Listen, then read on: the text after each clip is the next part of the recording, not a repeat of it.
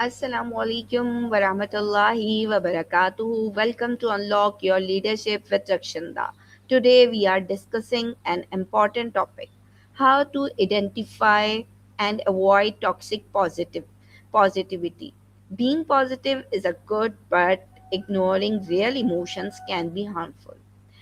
Let's learn how to stay hopeful while being honest about our feelings.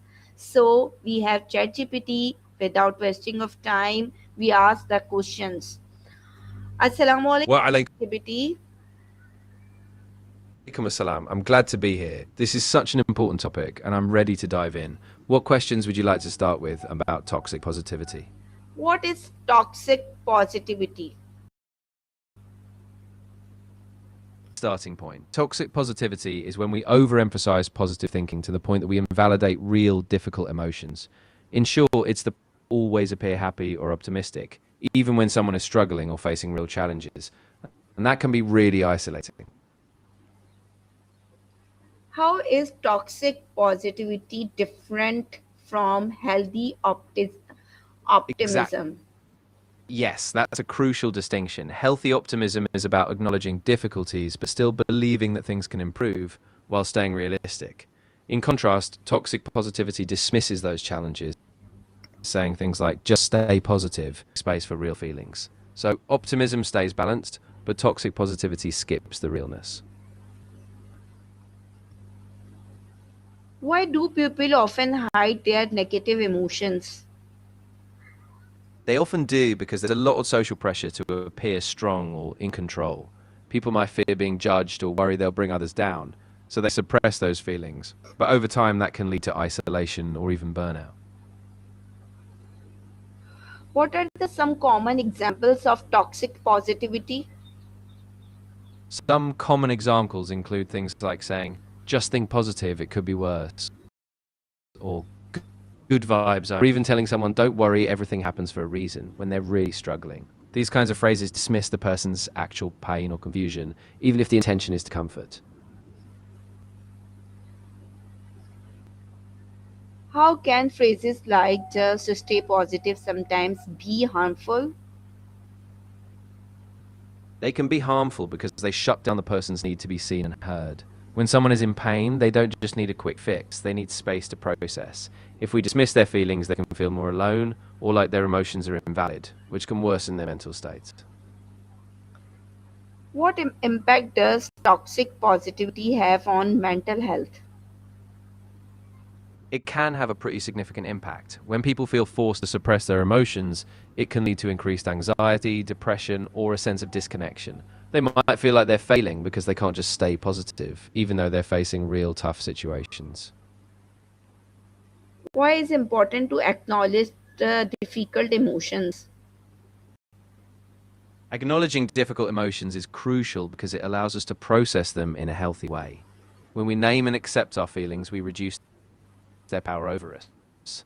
This also genuine resilience, improves self-awareness and foster trust in our relationships. How can suppressing emotions affect a person's well-being?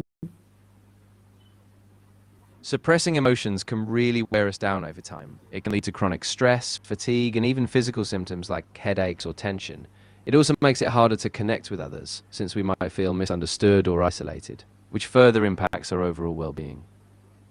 What are the warning signs that someone in is practicing toxic positivity?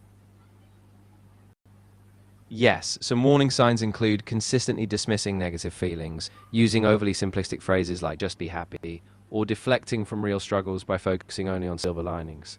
If you notice someone who is minimizing or invalidating their or others' real emotions, that's a big red flag. How does social media contribute to toxic positivity? Social media really amplifies it because people often present only their best moments. When everyone is curating a perfect image, it creates this pressure to stay upbeat and avoid sharing real struggles, masking their pain, thinking they're the only struggling ones, which feeds the cycle. Can toxic positivity affect relationship and how? Absolutely. When one person is always trying to push away negativity, it can make others feel unheard or unsupported. If someone constantly brushes off their partner's needs or emotions with a just stay positive mindset, it can erode trust and intimacy, leaving both people feeling disconnected or invalidated. Why do some people feel uncomfortable discussing pain and struggles? A lot of times it's because they fear being a burden or being judged. Some people have been taught that only positive emotions are acceptable, so they suppress vulnerability. But that discomfort often stems from a fear of judgment or a lack of safe spaces, to be honest.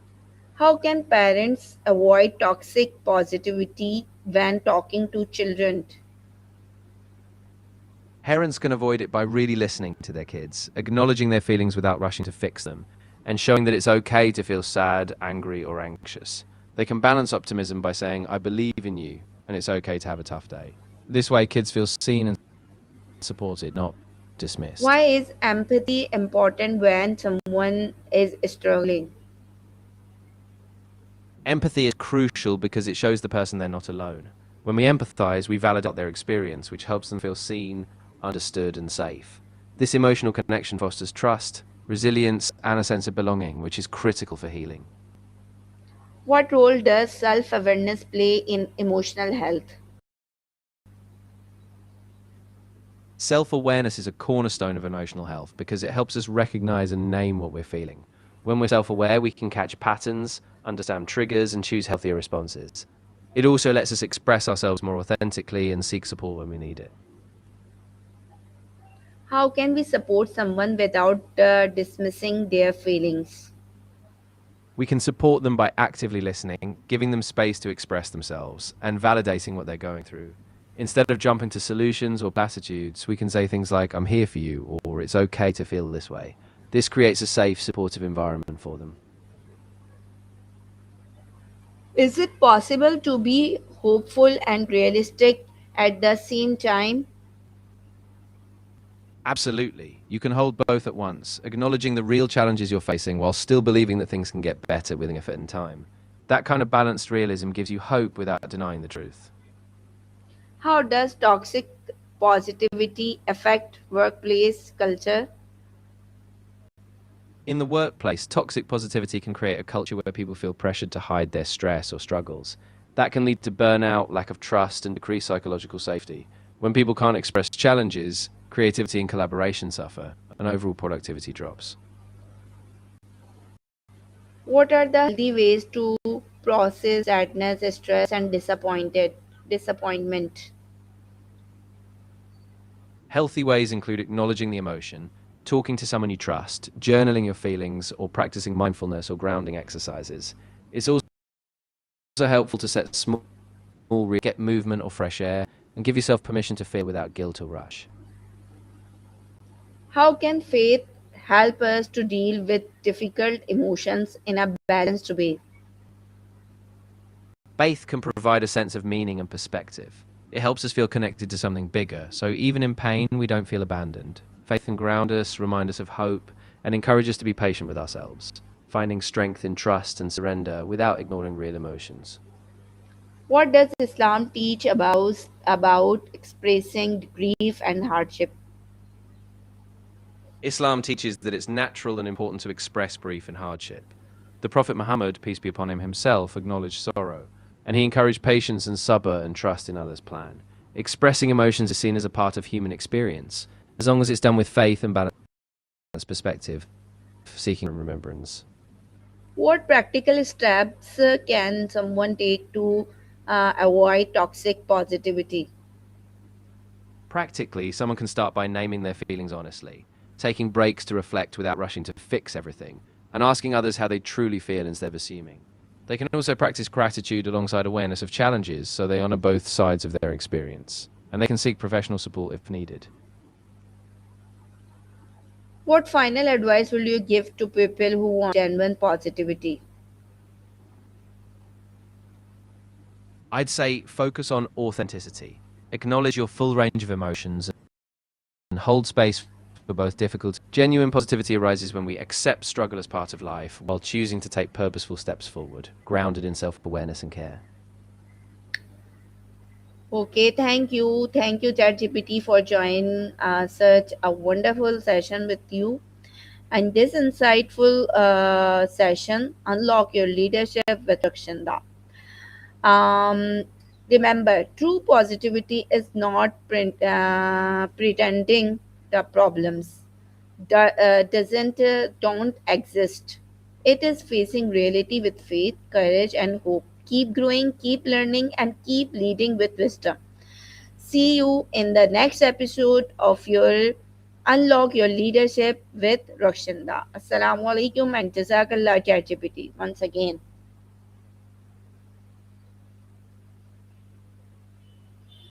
Wa alaikum assalam, and thank you so much. I really enjoyed this conversation as well. I'm looking forward to the next episode, and until then, take care, keep leading, and stay inspired.